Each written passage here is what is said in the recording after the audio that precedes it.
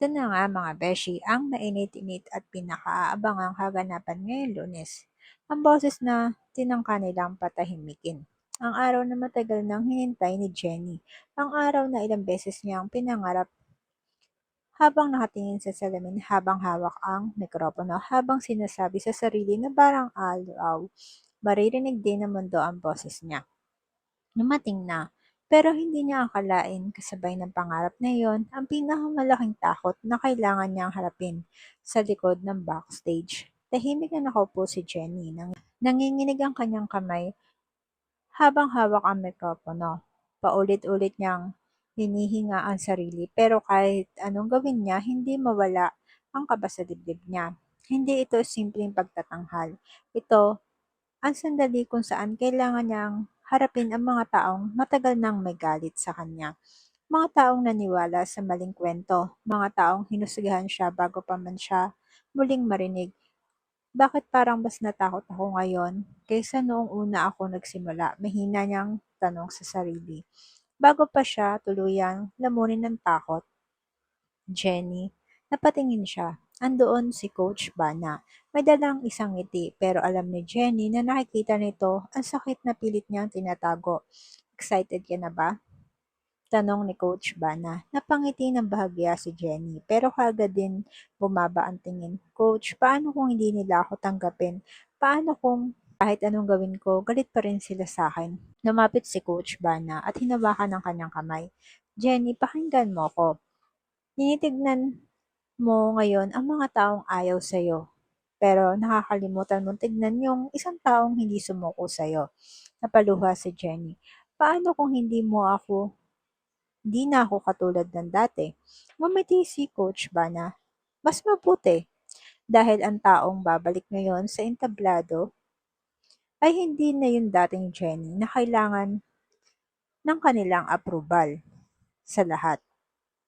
Ang nakikita nila ngayon ay isang Jenny na nasaktan pero pilit lumalaban. Isipin mo na lang, isa lang ito sa mga audition uli. Hindi mo kailangan patunayan ang sarili mo sa lahat. Kailangan mo lang ipakita kung gaano mo kamahal ang ginagawa mo. Napatigil si Jenny. Sa unang pagkakataon, huminga siya na malalim. Paglabas niya sa entablado, sandaling tumahimik ang buong lugar. Hawak niya ang mikropono. Nagsimula siyang kumanta, pero sa halip na palakpakan ang narinig niya, mga bulungan ang sumalubong sa kanya. Sino ba siya? Bakit siya andito pa? Akala niya makakalimutan ang lahat. Bawat salita na parang kutsilyong tumatama sa kanyang puso pero nagpatuloy siya hanggang sa may isang taong sumigaw at pagkatapos nun, isa-isa nang may umalis. Habang kumakanta si Jenny, nakita niya nababawasan ang mga taong nakikinig unti-unti hanggang sa parang siya na lang ang natitira sa sariling mundo. Nanginginig ang luha niya sa gitna ng kanta na wala siya sa tono. Napayuko siya. Sandaling muntik nang bumigay ang kanyang boses, pero nang tumingin siya sa gilid ng entablado, nakita niya si Coach Bana kasama ang Nixie. Pareho silang nakangiti. Isang simpleng ngiti, pero sapat para sabihin, huwag kang susuko. Pinunasan ni Jenny ang kanyang mga luha. At kahit nanginig ang boses niya, tinapos niya ang kanta. Pagkababa niya sa entablado, hindi na niya mapigilan. Tuluyan ang bumagsak ang mga luha niya. Coach, hindi na niya natapos ang sasabihin dahil kaagad siyang niyakap ni Coach Bana. Ilabas mo lang. Pagod na ako, umiiyak na sabi ni Jenny. Pagod na akong ipaglaban ang sarili ko sa mga taong ayaw na mamaniwala. Hinaplos ni Coach Bana ang kanyang buhok. Alam mo ba kung ano ang nakita ko kanina? Hindi yung mga taong umalis. Nakita ko yung isang batang babae na nanginginig sa takot pero hindi bumaba ng entablado. Nakita ko yung isang artista na kahit sinasaktan ng mundo, pilit pa rin kumakanta. Alam mo kung ano ang pinakamatakas sa'yo, Jenny? Sabi ni Coach Bana. Hindi yung boses mo. Hindi lang yung talento mo, kundi yung tapang mong magsimula muli. Maraming taong ayaw sa'yo ngayon. Maraming taong naniwala sa maling kwento na tungkol sa'yo.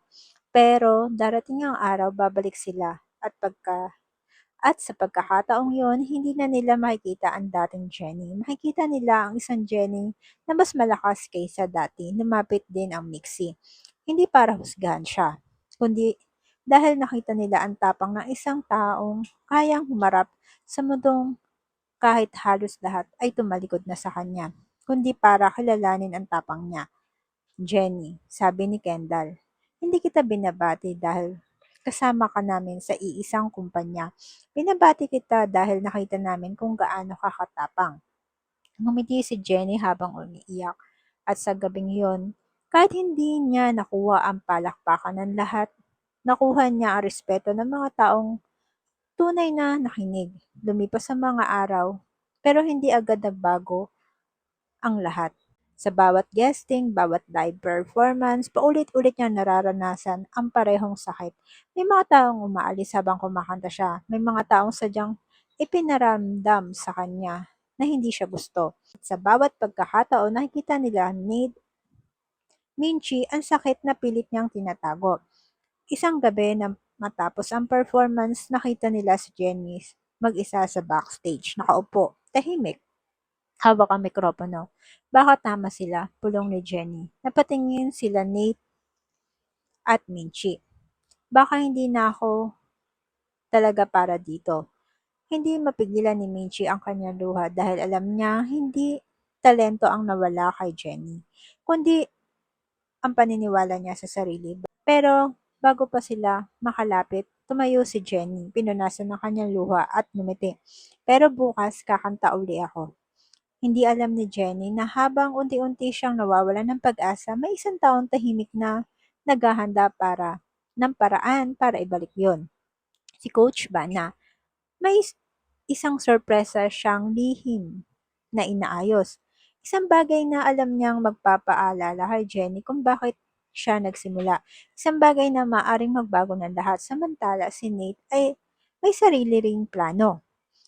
Kahit tutol ang kanyang mami na si Monica, kahit alam niyang maraming maaaring magdulot ito ng gulo, hindi siya tumigil.